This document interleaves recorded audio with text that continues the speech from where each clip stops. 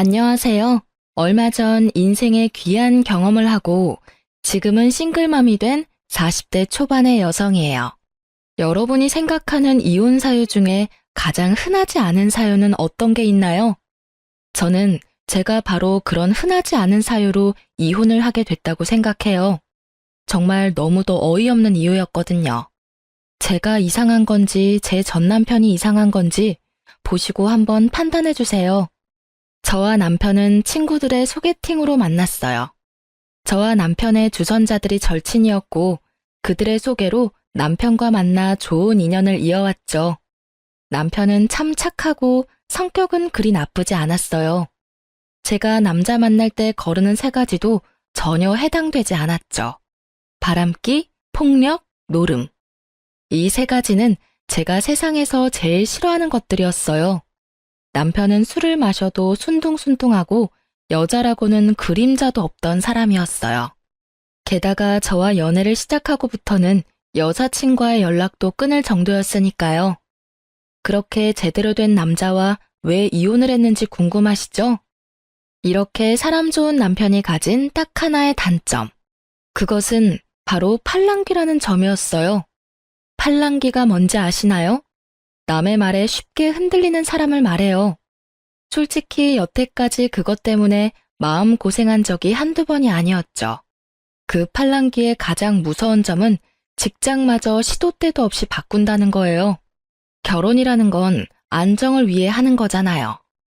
그리고 애를 낳는 것도 안정적인 환경이 뒷받침되어야만 가능한 일이라고 저는 생각하거든요. 그런데 남편은 그게 없더라고요. 누군가가 혹하는 소리만 하면 흔들리기 일쑤고, 아니지, 흔들리기만 한다면 다행이었죠. 그걸로 몇 번이나 자신이 세웠던 계획을 휙휙 뒤집곤 했죠.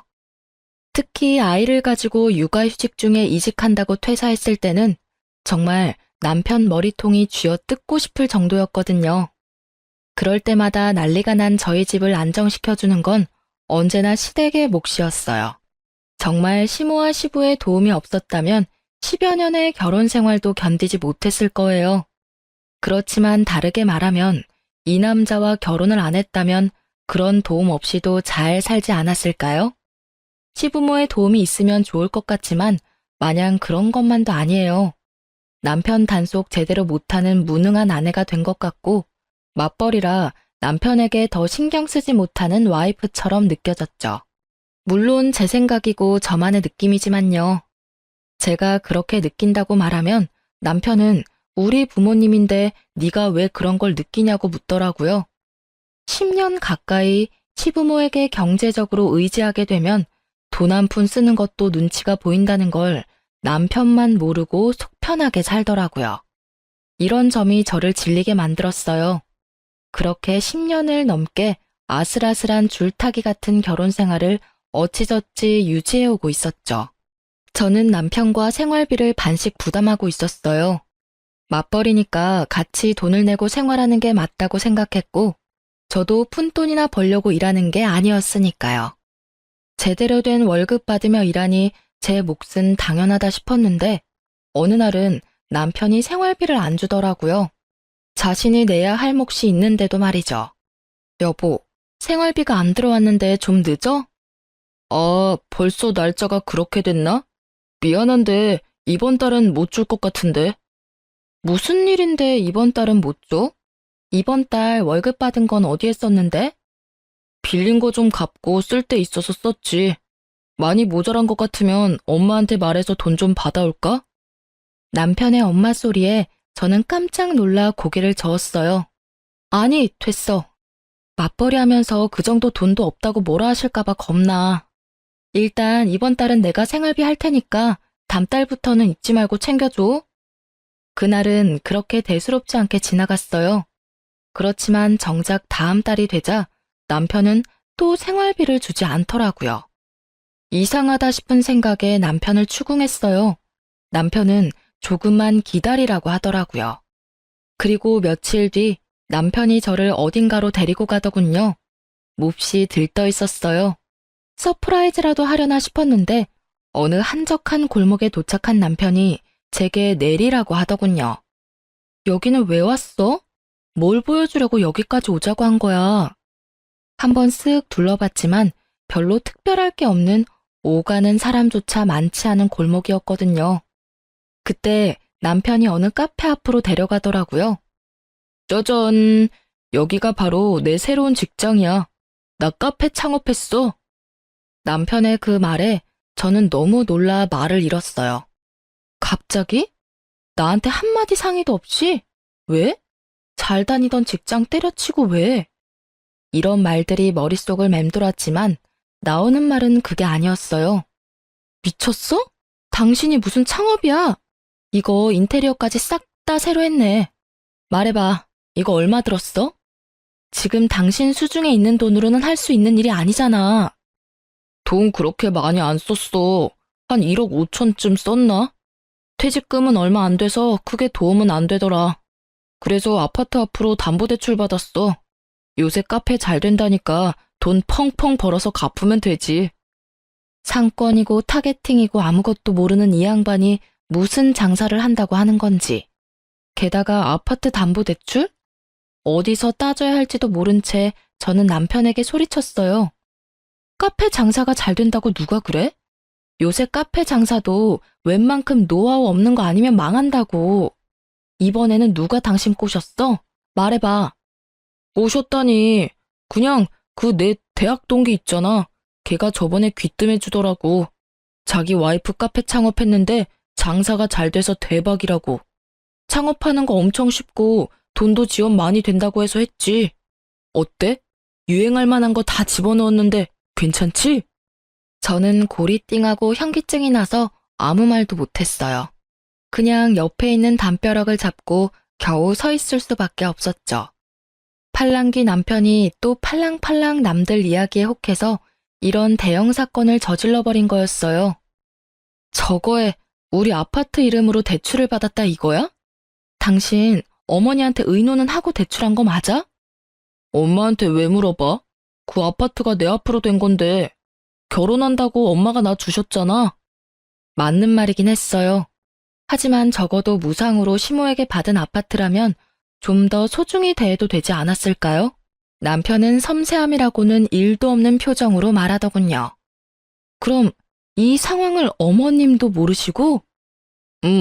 당신한테 오늘 처음 알려주는 거야. 서프라이즈! 저는 머리통이 꽃받친 남편을 보며 한숨만 내쉬었어요. 딱 봐도 망할 것 같은 카페를 보면서 말이죠. 이렇게 즐거워하는 남편에게 저는 말했어요. 이 카페가 혹시라도 잘 되면 당신이 장사에 소질이 있는 거겠지. 근데 이 카페가 망하면 다음부터는 2번 다시 장사에 손대지 마. 나랑 지금 약속해. 이 상황을 어떤 식으로든 수습해야 하는 저로서는 당장 이걸 뒤집어 엎으라, 되돌려 놓으라 할 수 없었어요. 1억 5천이나 들어간 사업인데 지금 당장 어떻게 되돌릴 수 있겠어요? 저는 마지막으로 남편에게 통보한 거예요. 장사에 관련한 일은 이번으로 끝낼 거라는 걸. 남편은 고개를 끄덕였고 며칠을 행복회로 열심히 돌리고 있더라고요. 그런데 역시나 제 예상대로 상황이 흘러가더라고요. 팔랑귀인 남편이 제대로 장사를 할 수 있을 리가 없거든요. 결국은 남들 따라 이것 찔끔 저것 찔끔 해보다가 특색 없고 상권 좋지 않은 상황에 빚만 남긴 채 폐업 처리됐어요. 빚이 많은 이유는 몇 번 쓰지도 않은 물건을 트렌드에 맞춘다나 뭐다나 하는 이유로 사모아놓고는 결국 써보지도 못한 채 폐업이 돼서 그래요. 이 빚은 고스란히 저와 남편에게는 압박이 되어 돌아왔어요. 남편도 폐업 후에 어떻게든 넣었던 돈만큼 뽑아보려 했지만 아시잖아요. 중고되면 가격은 똥값 되는 거. 결국은 아파트 담보대출 금액을 갚을 수 없는 지경이 되자 남편은 또 시댁에 쪼르르 달려가더라고요.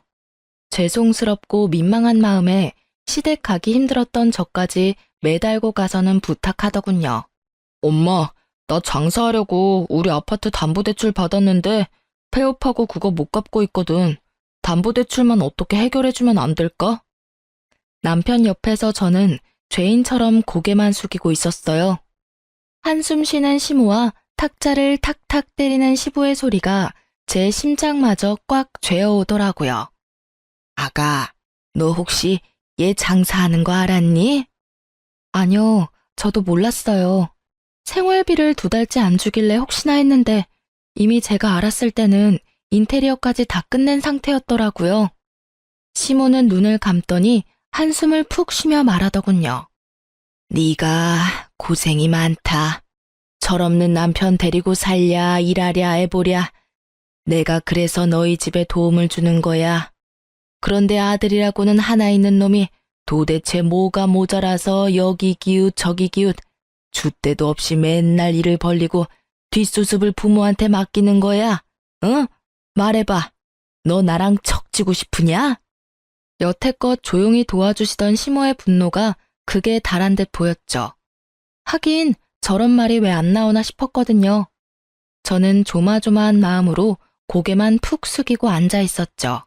그런데 남편은 그게 또 엄청 서운했나 봐요. 엄마, 나도 그냥 장사한 거 절대 아니야. 아니, 주변에서 하도 카페가 돈벌이가 잘 된다고 하길래 나도 좋은 생각에서 한 거지. 나쁜 생각으로 했겠어? 그런 것 가지고 무슨 척을 지내 마네야. 그리고 나 잘 되면 어차피 다 엄마 아빠한테 잘해주는 건데 왜 내가 뭐 할 때마다 하지 말라고 막는 건데? 막아서 네가 안 한 적 있었냐? 사고는 다치고 수습만 나더러 하라고 한 게 몇 번째인지나 알아? 내가 너를 잘못 키웠지. 애 낳고 살면 철들 거라 생각했던 내가 바보였어. 경고하는데 정명철, 너 이번이 마지막이야. 다음부터 사고치고 여기 와서 이러면 당장 내쫓아버릴 거니까 앞으로는 무슨 일 벌일 때 잘 생각하고 결정해. 돈 대주는 거 이번으로 끝이야, 끝. 그리고 이번 일로 너한테 재산이 있다는 게 얼마나 위험한 건지를 알았으니까 네 앞으로 줄 아파트 명의는 전부 며느리랑 내 앞으로 돌려놓을 거다. 너한테 재산 넘겨줬다가는 한 달도 못 가서 다 털어먹을 것 같으니까. 결국 시모의 불호령에 남편도 깨갱했죠. 저는 그냥 옆에서 듣고만 있었는데도 그 분노가 고스란히 느껴질 정도였거든요. 집에 돌아온 남편은 저한테 투덜대더라고요. 엄마 진짜 너무한 거 아니야? 어떻게 아들 하는 일을 존중을 안 해줘. 솔직히 나도 하고 싶은 거 많은데 언제나 참는 거라고. 그래, 그런 거라면 나도 하고 싶은 거 많아. 다 때려치우고 내가 좋아하는 책이나 읽으면서 여행이나 다니고 애랑 매일 붙어 있고 싶지. 근데 그렇게 살면 우리 생계는? 우리 아이 미래는? 당신한테 없는 건 미래를 생각하는 마음이야.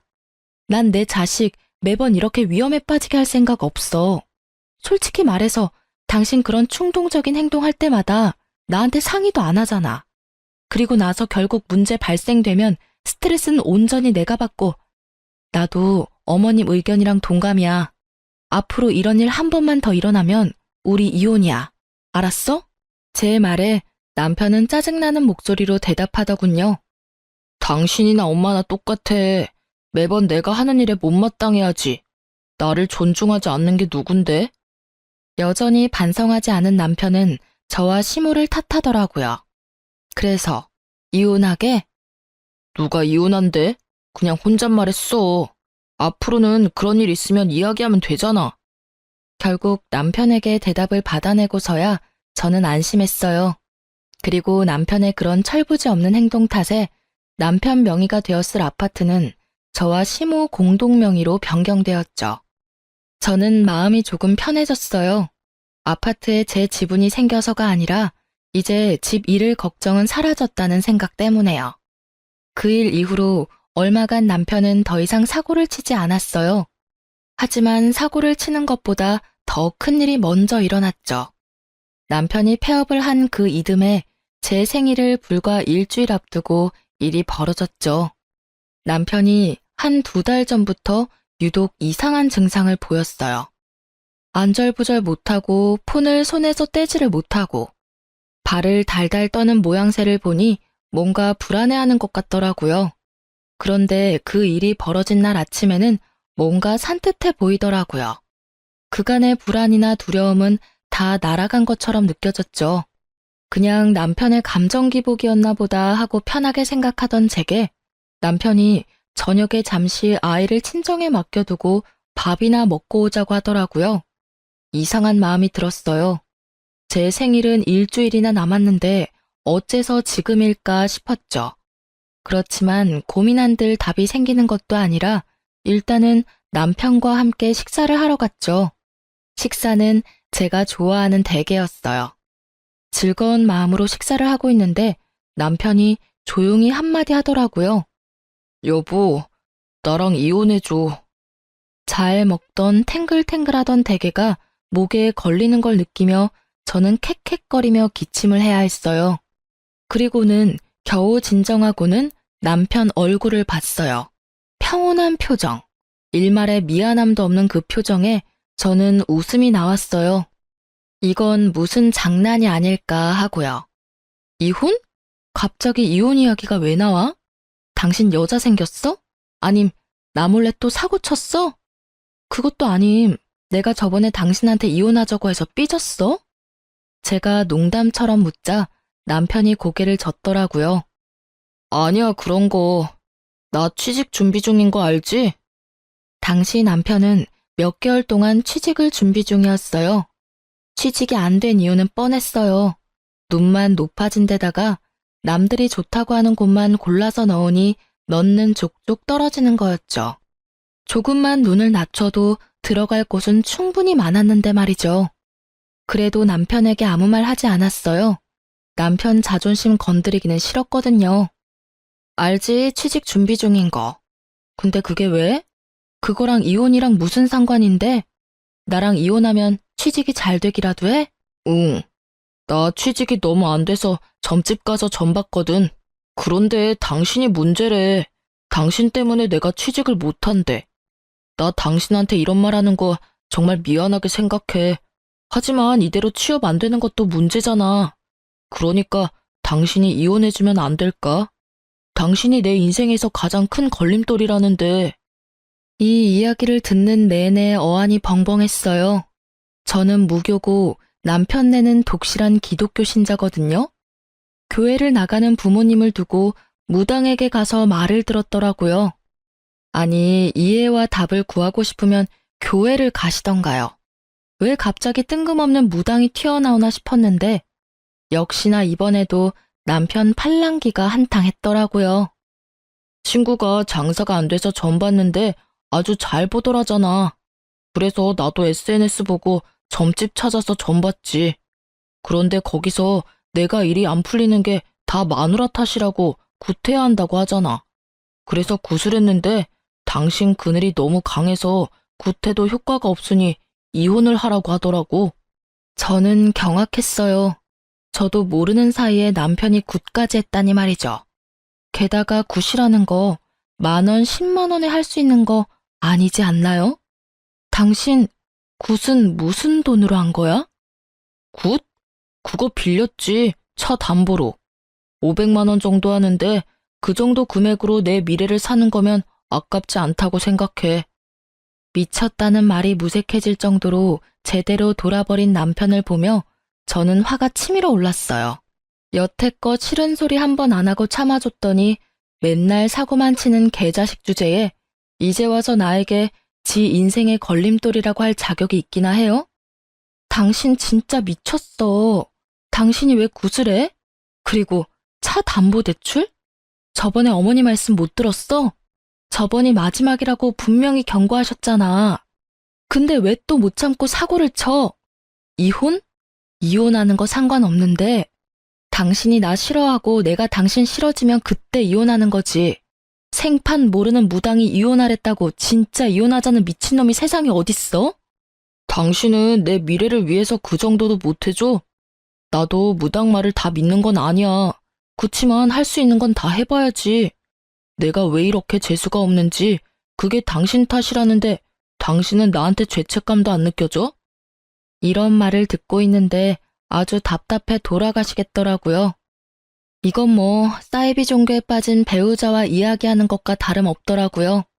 저는 일단 여기서는 물러서기로 했어요. 이 이상 이야기해서 좋을 것 하나도 없다고 생각했거든요. 나한테 이런 소리 하는 당신이나 죄책감 느껴야지. 내 선에서 해결 못하는 일이니까 일단 나는 못 들은 걸로 할게. 그런 이유라면 나는 이혼 안 해. 이혼할 이유도 없고. 결국 저 혼자 집으로 돌아오는데 진짜 머리에서 스팀 나는 기분이었어요. 저놈은 도대체 무슨 생각으로 저딴 말을 짓거리나 싶었죠. 일단 잠시 머리를 식히면 남편도 제자리로 돌아올 거라는 생각으로 저는 당분간 남편을 피해 다녔어요. 그런데 남편은 포기하지 않았더라고요. 이틀 뒤 친정어머니에게서 전화가 왔거든요. 얘, 너 정서방이랑 무슨 일 있니? 무슨 일이길래 정서방이 우리 집에 와서 너랑 이혼하겠으니 너를 설득시켜달라고 하는 거야. 비명 지르듯 말하는 친정엄마의 목소리에 저는 눈을 꾹 감았어요. 지끈거리는 머리를 부여잡고 엄마에게 말했죠. 아무 일 없어. 갑자기 와서 이혼해달라고 난리야 지금. 뭐? 이유가 없는데 왜 이혼을 해달라니? 그것도 처갓집에 와서 할 말은 아니잖니. 진짜로 아무 일 없는 거 맞아? 엄마의 물음에 말문이 막혔어요. 일이야 있었죠. 남편이 벌인 그런 일들이 있기야 했지만 그걸 말하자니 남편 험담처럼 느껴지고 말하지 않으려니 제가 답답하더라고요. 결국은 그 일을 말해줬어요. 정서방 요새 취직이 안 되고 있었거든. 저번에 장사하고 난리치다가 폐업한 뒤로 그것 때문에 어디 점집에서 점을 보고 왔다는데 거기서 국까지 했대. 500이나 주고. 그 점 보는 무당이 와이프가 문제라고 이혼해야 운이 트인다나 뭐라 했다나 봐. 뭐? 정서방 집이 기독교 아니었어? 근데 왜 점을 보러 가? 교회를 가서 기도를 해야지. 내 말이 저 사람 속 지금 아무도 몰라. 진짜 미치겠어. 정말로 있던 정도 다 떨어질 것 같아. 요새는 진짜 얼굴 꼴도 보기 싫어. 그래서 나도 내버려두고 피하고 있었는데 엄마한테까지 가서 그런 말 했다 이거지? 이 남자가 선을 넘네? 그래 얘 얼마나 떽떽거리면서 이혼 설득시켜달라고 하는지 나는 빚쟁인 줄 알았어 얘. 정서방 진짜 너무하네. 네가 뭔 잘못을 했으면 또 몰라도 아무 이유도 없이 자기 일이 잘 안 된다고 이혼을 하자고 해? 얘, 너 진짜 정서방하고 살아도 되겠어? 아주 눈에 불을 켜고 이혼하려고 하던데. 엄마는 이러다 우리 손주한테 안 좋은 영향 미칠까봐 걱정이야. 엄마 말을 듣고 나니 눈이 번쩍 뜨이더라고요. 제가 이혼을 안 해주면 남편이 우리 애를 이용할지도 모른다는 생각이 들었거든요.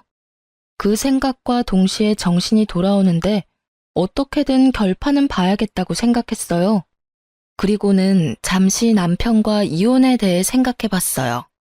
이혼 사유가 팔랑귀인 남편 때문이라니. 어디 가서 이야기하기도 부끄러울 지경이라 저도 진짜 미치겠더라고요. 아무리 귀가 얇다 한들 이건 너무하지 않나 싶은 생각이 들었죠. 저는 그날 엄마와 통화한 뒤 남편과 마주하기로 했어요. 남편에게 물어봤죠. 당신 진짜 나랑 이혼하고 후회 안 할 거야? 나 솔직히 당신이 우리 집까지 가서 이혼 설득해달라고 해서 완전 빈정상하고 열받아서 이혼하고 싶은 마음이거든? 원하면 해줄게. 근데 조건은 내가 원하는 대로 맞춰줘야 해줄 수 있어. 가능해? 조건이 뭔데? 당신이 이혼만 해주면 나 다 해줄 수 있어. 내가 원하는 이혼이기도 하고. 일단 우리의 친권이랑 양육권 나한테 줘. 나 애 없으면 못 살아. 그리고 위자료도 줘. 최대한 많이. 그리고 살 수 있는 곳도 마련해주고. 이 조건에도 남편이 수락한다면 기꺼이 이혼해주기로 결정을 내렸죠. 그리고 남편은 1초의 고민도 없이 알겠다고 대답하더라고요. 진짜 이혼이 하고 싶었나 보더라고요. 꼴랑무당말 하나로 우리는 결국 이혼하게 됐어요. 그나마 남아있던 애정은 남편의 역대급 민폐짓으로 모두 사라졌고 결국 저도 이혼을 원하게 되었으니 어찌 보면 무당이 한 말이 틀림없었던 건지도 모르죠. 그렇게 합의 이혼을 하려고 했는데 남편이 그날부터 엄청 분주하게 움직이더라고요. 무슨 일인가 싶어서 알아보려 했지만 전혀 예상치도 못했는데 남편이 지난밤 제가 자고 있을 때 노트북을 하는 걸 봤었거든요. 혹시 뭔가 있나 싶어서 노트북 검색 기록을 찾아봤어요. 웹페이지마다 이혼 변호사, 이혼 전문 변호사, 유책 배우자, 언어폭력 이런 내용을 검색했더라고요. 이상하다 싶었죠. 우리 이혼에 유책 배우자가 있다면 남편일 거고 언어폭력 같은 건 없었거든요. 그리고 합의로 하기로 했는데 변호사가 필요할 리가 없잖아요. 뭔가 수상한 냄새가 가득한 그때 바탕화면에 뜬 처음 보는 폴더 하나를 클릭하자 남편이 뭘 생각하고 있었는지 확인할 수 있었어요. 그 내용을 보자마자 저는 정신줄을 놓고 욕부터 입 밖으로 꺼내고 있었어요. 바로 이 미친놈이 제가 이제껏 남편에게 보낸 카톡 내역을 짜집기 해서 저를 유책 배우자로 만들려고 했다는 거예요. 와, 진짜 이 상황이 어이없는 건 저희가 합의를 하기로 했는데 뒤로 이런 짓을 하고 있었다는 거죠. 저도 앉아서 뒤통수만 맞기는 싫으니 저도 이혼 전문 변호사를 만나고 왔어요. 물론 제가 본 것들을 저장시켜 두고요. 저는 일부러 변호사 명함을 식탁 위에 올려뒀어요. 그리고 그날 저녁 집에 돌아온 남편이 역시나 식탁 위에 명함을 보고는 놀란 건지 저를 부르더라고요. 여보, 이게 뭐야? 우리 합의 이혼하기로 한 거 아니었어? 그거 필요한지 안 한지는 당신 대답에 달려있는데 노트북에 있던 그거 뭐야? 내 카톡 내역 짜집게 한 거. 그거 뭐 때문에 그렇게 정성스레 만들고 있었어? 제 물음에 전곡이 찔린 듯 남편 얼굴이 새하얗게 질리더라고요. 왜 그렇게 놀라? 노트북 내가 안 쓰니까 안 볼 줄 알았어? 왜 남의 노트북을 훔쳐봐? 이거 사생활 침해야? 웃기시네. 그 노트북 내 거잖아. 일할 때 필요해서 산 거. 내 노트북에 있는 거 내가 보는데 무슨 사생활 침해? 그래서 이게 뭔데? 당신 도대체 뭐 하려고 했던 거야? 제 추궁에 남편이 말을 제대로 하지 못하더라고요. 그러더니 우물쭈물 그냥 만들어 본 거라며 진짜 별거 아니라고 하더라고요. 웃기지도 않아요. 그 내용들은 모두 제가 남편이 헛짓거리 할 때마다 과격하게 했던 말들 뿐이었어요. 누가 봐도 제가 이 사람한테 심하게 대한 것처럼 보인다는 게 문제였죠. 앞뒤 내용 다 빼고 보니 제가 천하의 몹쓸 년이 되어 있었고요. 설마 나를 유책 배우자로 만들려고 했어? 너 나랑 합의 이혼하기로 한 거 아니었어? 이 이혼에 책임이 있는 사람은 너 하나야, 내가 아니라. 이런 식이면 진짜 이혼 소송 걸어서 당신 진짜 싹 다 벗겨먹을 거야. 당신이야말로 유책 배우자니까. 여보, 잠깐만. 진짜 순간적으로 그런 생각하기는 했어. 근데 실행에 옮기진 않았잖아. 진정하라고. 소송은 절대 안 돼. 왜? 이혼하자며. 어떤 식으로 이혼하든 이혼만 해주면 되는 거 아니야? 근데 진짜 하나만 묻자. 도대체 무슨 이유로 뒤로 몰래 이딴 짓이나 한 거야? 그게, 아이씨, 사실은 돈이 없어, 합의해주려고 해도. 너 잘하는 거 있잖아. 어머님한테 도와달라고 하고 나중에 갚으면 되지. 그거 벌써 받아왔어. 미리 이야기해서 이혼하게 됐다고 위자료 줘야 한다고. 뭐? 그럼 그 돈은 다 어쨌는데? 코인에 다 넣었어, 코인에. 지금 주변 사람들이 완전 강력 추천해준 종목 있거든. 거기다가 영혼까지 끌어다 넣었지. 뭐? 코인? 저는 머리를 부여잡았어요. 이 남자가 정신을 제대로 놓은 것처럼 보였어요. 설마 이 상황에 코인에 올인할 줄이야. 아니, 그러면 이상하잖아. 그렇게 잘 되는 항목이면 수익이 났을 건데 왜 돈이 없어? 잘 벌어서 나한테 위자료 주면 되지. 지금 살짝 정책이라서 확 오르지가 않네. 솔직히 위자료 한두 푼도 아닌데 좀 부담스러워서 그런 거 잠깐 생각해 본 거야. 그런데 나 아직 시도한 건 아니니까 나한테 뭐라고 하면 안 되는 거 알지? 남편의 얼굴을 보는 게 이렇게 고역인 적이 있었을까요? 저는 이 상황을 그냥 넘길 생각은 없었어요. 남편을 끌고 시댁을 찾아갔어요. 어머님, 저랑 이 사람이랑 이혼하기로 했다는 이야기는 들으셨어요? 그래, 들었다. 아들이 위자료 좀 빌려달라길래 5천 빌려줬어. 그런데 오늘은 무슨 일이니? 그 위자료 아드님이 코인 하느라 다 날려먹었다고 하더라고요. 그래서 위자료 안 주려고 저를 유책 배우자 만들려고 했고요. 언어폭력이나 행사하는 쓰레기 와이프로 만들려고 하더라고요. 제 말에 시모의 눈썹이 움찔거리더라고요. 평소에도 포커페이스인 시모의 얼굴이 일그러진 걸 보니 시모가 이 상황을 제대로 모르고 있는 것처럼 보이더라고요. 나는 네가 드디어 우리 아들 헛짓거리 못 참고 도망가는 줄 알았는데 그게 아닌가 보구나.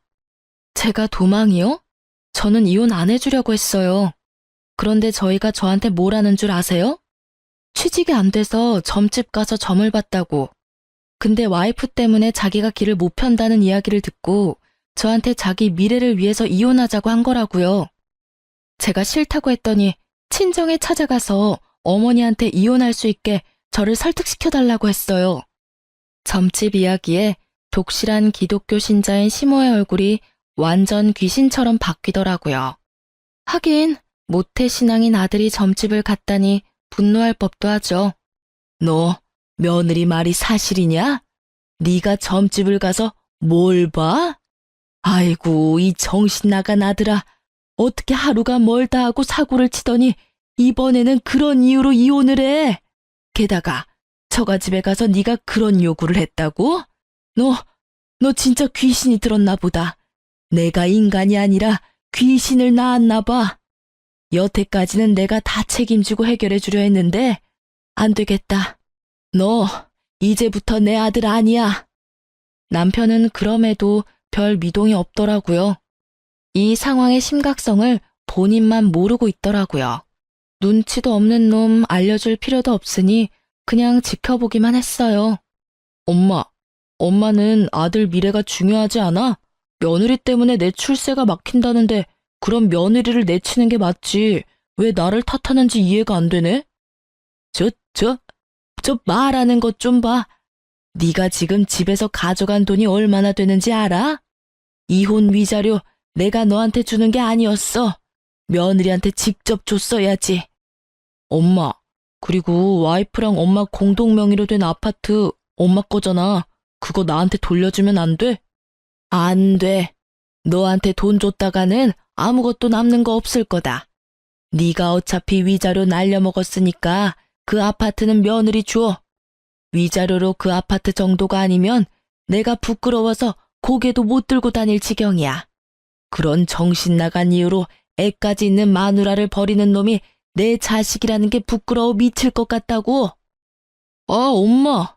그거 나한테 주기로 한 건데 왜 말을 바꾸는 건데? 솔직히 저는 그 아파트 시댁에서 다시 가져갈 줄 알았거든요. 그런데 시모가 저한테 준다니 저도 당황스러웠죠. 네가 나한테 가져간 돈은 그 아파트 2배나 돼. 너는 진짜 양심도 없니? 엄마가 네 은행이야? 뭔 일만 있으면 찾아와서 돈이나 해달라고 하고 수습이나 해달라고 하고. 나도 이렇게는 못 산다. 네가 제정신 차릴 때까지 나는 이제 더 이상 아무것도 안 해줄 거야. 그리고 합의 이혼 안 하면 소송비도 일절 지원 안 할 테니까 그렇게 알아. 시모의 불호령에도 남편 얼굴은 의기양양하더라고요. 그래, 엄마 마음대로 해. 나도 코인으로 돈 좀 벌었거든? 그거 있으면 저딴 아파트 별거 아니니까. 나중에 나한테 와서 빌며 후회나 하지 말라고. 그럴 일 없을 거다. 그리고 너 우리 집에 들어올 생각하지 말고 집이나 찾아봐. 지금 있는 집은 며느리한테 위자료 대신 줄 테니까. 결국 저는 위자료 대신 그 아파트를 받기로 했고 남편은 그 집에서 쫓겨나가듯 나갔어요. 합의 이혼을 한 거고 일단 아파트는 공동 명의로 되어 있는 상태라서 어머님이 제 명의로 돌려주셨어요. 저를 유책 배우자로 만들려고 했던 남편도 저한테 그걸 들킨 뒤로는 어떻게 해볼 생각도 안 한 것 같더라고요. 시모 덕분에 무사히 이혼을 한 저는 살고 있던 집이 찝찝해서 팔아버리고 그 돈으로 다른 곳에 아파트를 얻어서 들어갔어요. 그리고 양육비에 대해서는 시모가 남편 몰래 먼저 연락이 왔더라고요. 자기 아들이 언제 사고를 쳐서 또 돈을 다 날릴지 모르니 일시금으로 위자료 명목으로 5천만 원을 더 주시겠다고요. 양육비 절대로 못 보낼 상황 생길 것 같다고 하시면서요. 저는 사양하지 않고 받았어요. 혼자서 애 키우게 됐으니 그 돈도 감지덕지였죠. 남편놈 성격 제대로 알고 있던 시모가 이렇게 챙겨주는 것도 너무 감사했어요. 그리고 몇 달 안 지나서 전 남편에게 연락이 왔더라고요. 전화를 받지 않으려다가 받았어요. 여보, 혹시 나 돈 좀 빌려줄 수 있어? 우리 이제 남이야. 난 당신한테 이런 요구 받을 이유도 없고 받고 싶지도 않아. 당신 코인 잘 되고 있다면서 그럼 그거 팔아서 돈 마련해. 코인은 망했어. 그리고 당신이랑 이혼한 것도 내가 잘못한 것 같아. 그러니까 우리 다시 잘해볼 생각은 없어? 무슨 소리야. 당신이 이혼하고 싶다고 해서 내가 해준 거잖아. 나는 그때 당신 보고 있던 정도 다 떨어진 사람이야. 그런데 코인 망했다고 다시 만나자고? 너 그게 나한테 할 소리니? 나도 어쩔 수 없었어. 나 사실은 대출 당겨서 비트코인 샀었거든. 코인이 안 올라서 고민하다가 SNS에 유명한 점집이라고 찾아서 갔는데 그 코인 안 오르는 게 내 운이 당신 운에 막혀서 그렇다는 이야기를 들었거든. 그래서 이혼하자고 한 거야. 근데 얼마 전에 코인이 망했거든? 당신 TV에서 보지 않았어? 코인 때문에 난리 났었잖아. 저도 아는 사건이었어요. 수많은 피해자를 양산한 그 코인에 대한 기사를 본 적 있었죠. 못 볼 수가 없었어요. 인터넷 기사 1위에다 아예 도배가 됐었으니까요. 엄청나게 뻥튀기 된 코인이 순식간에 폭락한 뒤 결국 폐지가 됐었죠. 그거 보면서 혹시나 싶긴 했는데 역시나 그 코인에 전 남편도 투자를 했었던 거죠. 대출까지 당겨서. 그 코인이 당신이 투자한 코인이었어? 그러게 누가 그렇게 무리하게 코인을 하래? 어머님이 주신 내 위자료까지 거기에 넣었으면 나한테 와서 이런 말 하는 건 좀 아니지. 진짜 미안하게 생각해. 나도 몰랐어. 코인 망하고 나도 놀라서 그 점집 찾아갔는데 없어졌어. 게다가 사기꾼이었다고 난리 났더라고. 반짝 한 달만 하고 도망갔다고. 그래서 너무 걱정돼서 다른 점집 찾아갔거든. 그런데 거기서 그러더라고. 내 운이 엄청 안 좋아서 그렇다고. 와이프랑은 관련 없고 와이프는 오히려 제 방 역할에서 풍파를 좀 막아줬을 거라고 하더라고. 이혼했다고 하니 그럼 제 방이 없어져서 안 좋은 기운을 그대로 다 맞았을 거라고 하잖아. 내가 사기꾼한테 속아서 그런 거니까 당신이 이해 좀 해줘. 내가 그걸 왜 이해를 해야 해? 언제는 나더러 당신 인생의 걸림돌이라더니 이제 와서 그런 말하면 내가 좋아할 줄 알았어? 얼씨구나 하고 당신 따라 다시 재결합해줄 줄 알았냐고. 정신 좀 차려. 사기꾼한테 당해놓고 또 점집을 갔어? 왜 그러니? 당신이 이러니까 내가 이혼한 거야. 이제는 내가 감당할 수 없을 만큼 당신이 너무 우유부단하고 팔랑거리잖아. 도대체 다른 사람들 말에 왜 그렇게 줏대 없이 나부끼는 건데? 줏대가 없다니. 나도 이러고 싶어서 이렇게 사는 게 아니라고. 솔직히 말해서 나도 잘 살고 싶어서 이런 거 저런 거 해보다가 이렇게 된 거잖아. 줏대가 없는 게 아니라 이것저것 도전해본다고 생각해주면 안 돼? 도전? 당신 나랑 애 앞에서 그런 이야기 할 수 있어? 당신 도전에 우리가 얼마나 불안하고 두려웠는지 이야기 안 하면 몰라? 매번 당신이 이직하거나 장사를 하려고 할 때마다 돈은 나가고 결국 뒤에 남은 빚 못 갚을 것 같아서 끙끙댈 때 당신이 우리한테 해준 게 뭐야? 당신 느긋한 표정으로 매번 어머님이 해결해 주실 거라고 철석같이 믿고 있었지?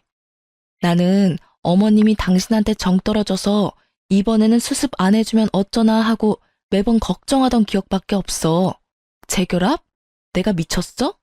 사기꾼 말 그대로 믿고 나하고 이혼하겠다고 한 거 나는 죽을 때까지 못 잊을 거야. 그런데 그런 나하고 재결합을 하자고? 그럼 나는 매일, 매시간 당신이 혹시 어떤 사람에게 또 어떤 말을 듣고 나랑 이혼하자고 할까 걱정하며 살아야 할 텐데 난 절대 그런 짓 안 할 거야. 내가 당신한테 이렇게 큰 배신감을 2번이나 느껴야 해? 제 말에 전 남편이 입술을 꾹 깨물더라고요. 자기가 양심이 있으면 말 못해야 정상이죠. 그나마 양심이 남아있는 듯해서 다행이었어요. 저는 남편에게 마지막 말을 꺼냈어요. 나는 절대로 그럴 생각 없어. 당신이 억만금을 준다 해도 당신하고 재결합할 생각 없으니까 2번 다시 찾아오지 말아줘. 매몰차 보이겠지만 이렇게라도 안 하면 끝까지 쫓아와 말도 안 되는 요구할까봐 최대한 단호하게 끊어보냈어요. 그렇게 몇 달을 연락이 다시 없었거든요. 그 전 남편 연락을 듣게 됐어요. 전 남편이 저한테 쫓겨나서 시모에게 찾아갔는데 시모가 아예 받아줄 생각도 안 했다고 하더라고요. 그러면서 전 남편에게 이미 유언장에도 전 남편 이름 지웠다면서 앞으로 찾아오지 말라고 했다고 하더군요. 시모는 그래도 완전히 내칠 생각은 아니었는지 전 남편에게 앞으로 7년 동안 한 직장에서 꾸준히 일하며 성실하게 다니고 난 뒤에 오면 재산을 조금은 남겨준다고 했대요. 하지만 글쎄요. 하루가 멀다 하고 남의 이야기에 마음이 들썩이는 저 남자가 무슨 수로 7년을 꾸준하게 한 직장을 다닐 수 있을까요? 게다가 저번에는 무리하게 아들 만나서 엄마랑 다시 잘해보려고 할 테니 도와달라고 했다더라고요. 애한테 무슨 짓을 하는 건지. 그렇지만 저학년인 아들이 그 말 듣고 한마디 했다고 하더라고요. 아빠가 먼저 우리 버리지 않았냐고요. 그리고 아빠가 있었을 때보다 지금이 더 마음 편하다고요. 결국 그 이야기에 전 남편은 더 이상 면접 교섭도 하지 않았어요. 그리고 지금은 시댁이며 저며 아이에게 버림받고는 혼자 원룸살이하며 택배 알바하며 돈 갚고 있다고 하더라고요. 시모가 갚아주지는 못하니 본인이 갚기는 해야 하니까요. 정신을 차린 건지 안 차린 건지는 모르겠지만 7년은 지나봐야 알게 되겠죠. 저는 남편과 그렇게 완벽하게 타인이 되고 그 뒤로 마음 편하게 잘 살고 있어요. 남들은 이혼하면 힘들다, 괴롭다, 혼자 돈 벌고 애 키우는 거 힘들다 하지만 저는 이제야 사람답게 사는 것 같아요. 몸이 힘들어도 마음고생은 덜하니까요. 매번 남편이 언제 사고 칠까 전전긍긍하고 사고 친 거 뒷수습은 잘 될까 끙끙 앓던 일들이 아예 사라져버렸잖아요. 정말로 마음이 너무 편해요. 게다가 남편과 이혼하면서 승진까지 되면서 근무 환경이 무척 좋아졌죠. 물론 책임감은 배가 되었고 시간도 많이 부족해졌지만 부족한 시간을 채워주기 위해서 친정 부모님들도 많이 도와주시거든요. 아빠 없이 혼자 자라는 아이 티나지 않게 잘 도와주고 계셔서 감사하고요. 아이는 제게 항상 고맙다는 말을 많이 해줘요. 이런 힘든 와중에도 엄마 생각 많이 해주는 착한 아이로 커준 게 너무 대견하고요. 글을 쓰기 위해 기억을 떠올리면서도 제가 이런 한심하기 짝이 없는 이유로 이혼을 하게 된 것이 여전히 부끄럽고 비참하고 어디 가서 말하기 힘든 일이 됐어요. 이게 어떻게 이혼 사유가 될 수 있을까 싶어서 말이죠. 하지만 과정이 어찌됐든 저도 그 과정에서 남편에게 분노를 느꼈고 정이 다 사라져버렸으니 이혼하게 된 거지만 제가 글을 쓰게 된 것도 이런 한심한 이유로도 이혼을 하게 될 수도 있다는 걸 알려드리기 위해서거든요. 남편이 팔랑귀 때문에 매번 집을 말아먹을 정도라면 이혼하시는 게 편하다고 말씀드리고 싶네요. 모든 분들이 편하게 살 수 있길 바라며 글을 이만 마칩니다.